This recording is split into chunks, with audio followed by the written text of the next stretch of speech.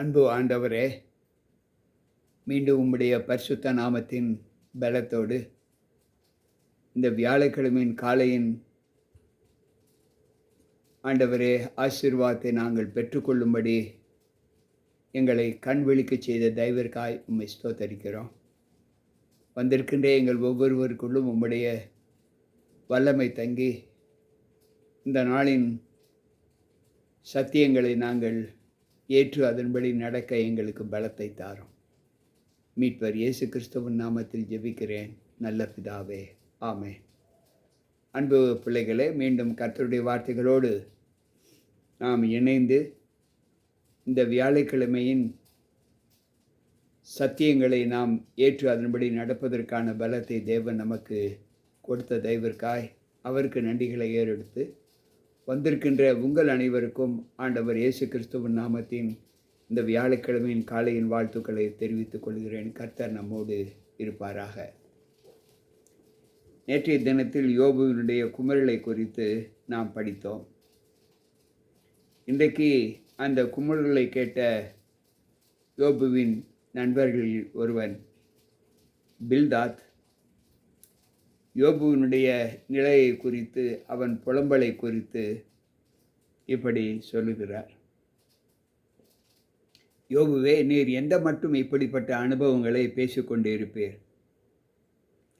தேவன் உன்னை கைவிடவில்லை. அவர் ஒரு நாளும் தம்முடைய பிள்ளைகளை கைவிட்டதாக எந்த இடத்திலும் ஆண்டவர் சொல்லவில்லை. தேவன் தம்முடைய நீதி நியாயங்களை ஒரு நாளும் மாற்றி அமைக்க மாட்டார். உம்முடைய பிள்ளைகள் ஒருவேளை அவருக்கு விரோதமாக பாவம் செய்திருந்தாலும் அந்த பாவத்தையும் அவர் மன்னிக்கிற தயை பெருத்தவர் என்பதை நீ அறிந்து கொள். சுத்தமும் செம்மையுமான இருதயத்தாரை தேவன் ஒரு நாளும் கைவிட்டது இல்லை.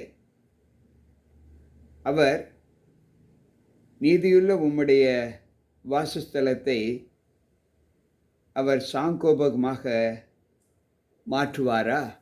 யோசித்து பார்ப்போம். உம்முடைய துவக்கம் அற்பமாய் இருந்தாலும் முடிவு சம்பூர்ணமாய் இருக்கும் என்று ஆண்டவர் சொல்லுகிறார். நம்மில் எப்படிப்பட்ட பலம் இருக்கிறது என்றால், நாம் நேற்று உண்டானவர்கள். ஆதி அந்தங்களை நம்மால் அறிய முடியாது. நம்முடைய ஆதி பிதாக்கள் செய்தவைகளை நம்மால் யூகித்து கூட பார்க்க முடியாது. அவர்கள் நமக்கு உபதேசித்து, நமக்கு தெரிவித்து, தங்கள் இருதயத்தில் இருக்கும் நியாயங்களை வெளிப்படுத்துவார்கள்.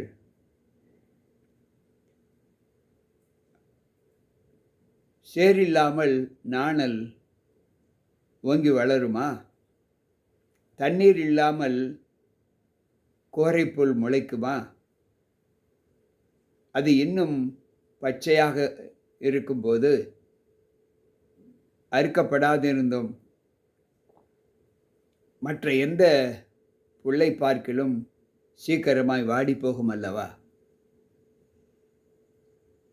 ஒரு தண்ணீர் ஒரு புல்லை எப்படி பாதுகாத்து அதனுடைய வளர்ச்சிக்கு சாதகமாக இருக்கிறதோ, அதே போல் ஆவியானவருடைய தேவனுடைய கிரியைகள் நாம் அழிந்து போகாமல் இருப்பதற்கு நம்மை தம்முடைய வல்லமைகளை கொண்டு பாதுகாத்து வருகிறது. இன்றைக்கு எத்தனையோ பிள்ளைகள் இதை உணராமல் தேவனை மறந்து திரிகிற அனுபவத்தை நாம் பார்க்கிறோம். தேவனை மறக்கிற எல்லாரையும், எல்லோருடைய வழிகளையும் அப்படியே அவர் மாற்றுவார். நம்பிக்கை இழந்து போகும் என்று ஆண்டவர் சொல்லுகிறார். இந்த வாசகத்தை நாம் வாசிக்கும்போது எனக்கு ஒரு சங்கீதக்காரருடைய வாக்குத்தத்தம் நினைவுக்கு வருகிறது. தேவனை மறக்கிறவர்களே, நீங்கள் எச்சரிக்கையாக இருங்கள். தேவனை மறக்கிறவர்களுக்கு கர்த்தர் பிரி போடுவார் என்று 50வது சங்கீதம் 22வது வசனம் சொல்லுகிறது. அதைப்போல 9வது சங்கீதம் 17வது வசனமும் அப்படி சொல்லுகிறது. என்னவென்றால், நம்முடைய காலத்து நியமங்கள் நம்மை தேவனுக்கு உகந்த ஒரு அனுபவத்தை எப்படி காண்பிக்கிறதோ அப்படியே ஆண்டவர் சொல்லுகிறார். என்ன சொல்லுகிறார் என்றால், துன்மார்க்கரும் தேவனை மறக்கிற எல்லோரும் நரகத்தில் தள்ளப்படுவார்கள் என்று சொல்லப்பட்டு இருக்கிறது. அப்படியென்றால் தேவன் துன்மார்க்கரை அவர் தண்டியாமல் விடார். அன்பு பிள்ளைகளே, வேதாகமத்தில் ஆண்டவர் கற்றுக் கொடுக்கிறார் என்பதை நாம் உணர வேண்டும். துன்மார்க்கருடைய வீண் எண்ணங்கள் எல்லாம் அற்றுப்போகும். அவனுடைய நம்பிக்கை சிலந்தி பூச்சி வீடு போல் இருக்கும். ஒருவன் அந்த வீட்டின் மேல் சாய்ந்தால் அது நிலைக்க மாட்டாது. அதை பிடித்தால் அது நிற்காது. எப்படி சிலந்தி பூச்சி எவ்வளவு மெலிதான ஒரு அந்தரத்தில் தொங்கிக் கொண்டிருப்பதை நாம் பார்க்கிறோம். அது காற்று அடித்தாலே, ஏதாவது ஒரு சிறு இலை கூட அதன் மேல் பட்டாலே அந்த சிலந்தி பூச்சி ஓடிப்போய்விடும்.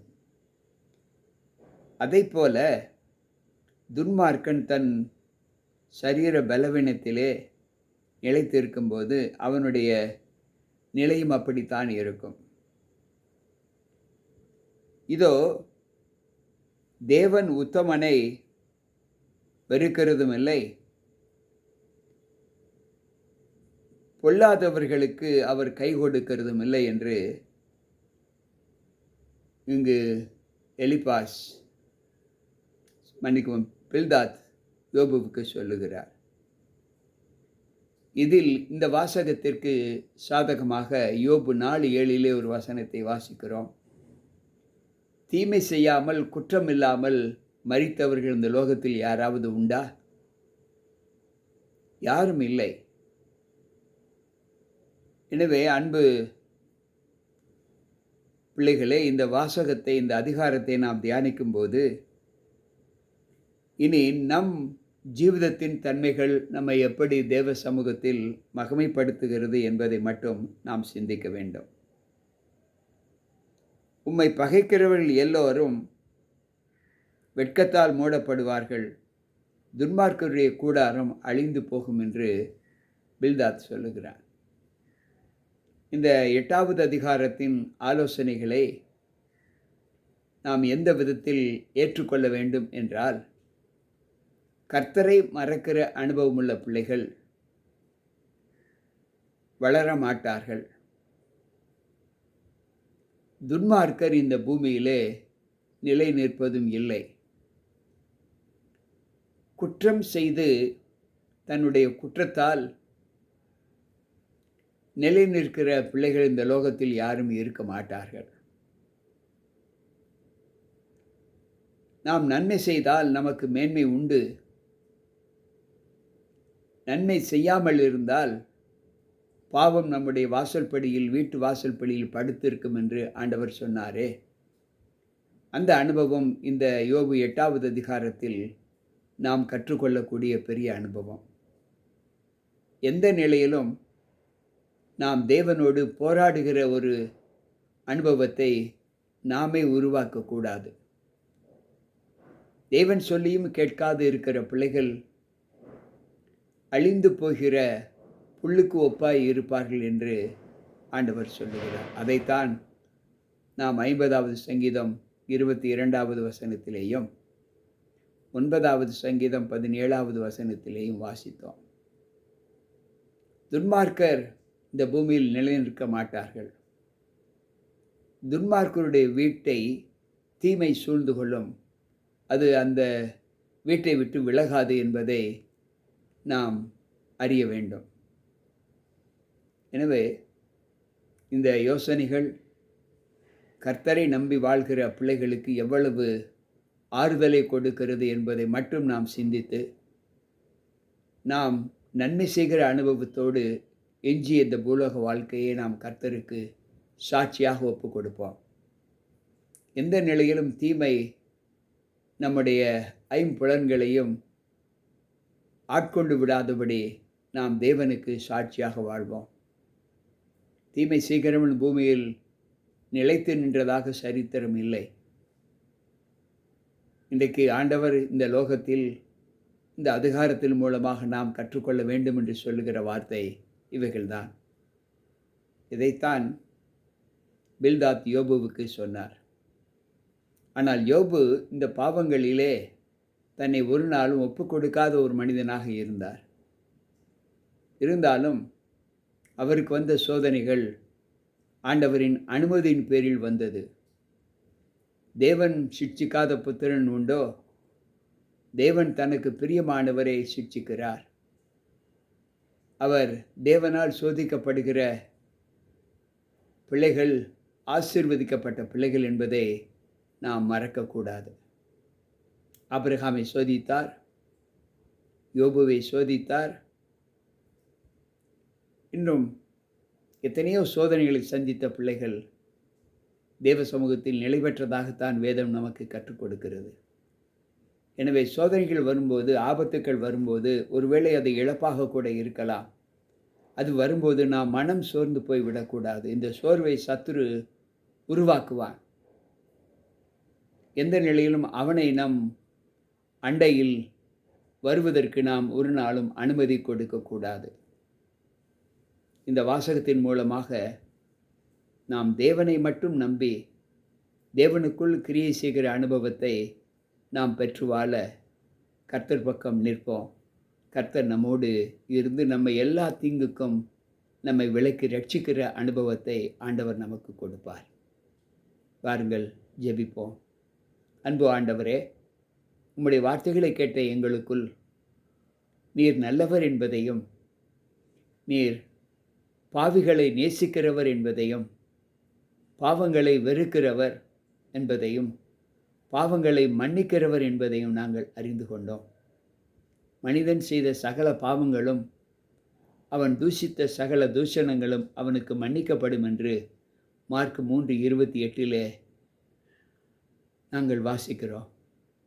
இந்த பெரும்பாலான உயர்வான உம்முடைய மனப்பக்குவத்தை நாங்கள் பெற்று உம்முடைய சிட்சைக்கு கீழாக நாங்கள் வாழ எங்களை ஒப்புக் கொடுக்கிறோம். எங்களை உம்முடைய சித்தத்தின்படி ஏற்ற பாண்டமாக எங்களை வணையும். வந்திருக்கின்ற எங்கள் ஒவ்வொருவருக்குள்ளும் அப்படிப்பட்ட ஆசீர்வாதத்தை எங்களுக்கு தாரும். மீட்பர் இயேசு கிறிஸ்துவின் நாமத்தில் ஜெபிக்கிறேன் நல்ல பிதாவே, ஆமென். அன்பு பிள்ளைகளே, கர்த்தருடைய வார்த்தைகளை கேட்ட நம் ஒவ்வொருவருக்குள்ளும் தேவ கிருபை தங்கி இருந்து அவரை மட்டும் நம்பி ஜீவிக்கிற அனுபவத்தோடு நம்ம ஒப்புக் கொடுப்போம். கர்த்தர் நம்மோடு இருப்பாராக. கலங்க வேண்டாம். மீண்டும் நாளை சந்திப்போம். உங்கள் போதகர் ஜி.கே. ராபர்ட். ஆமென், ஆமென்.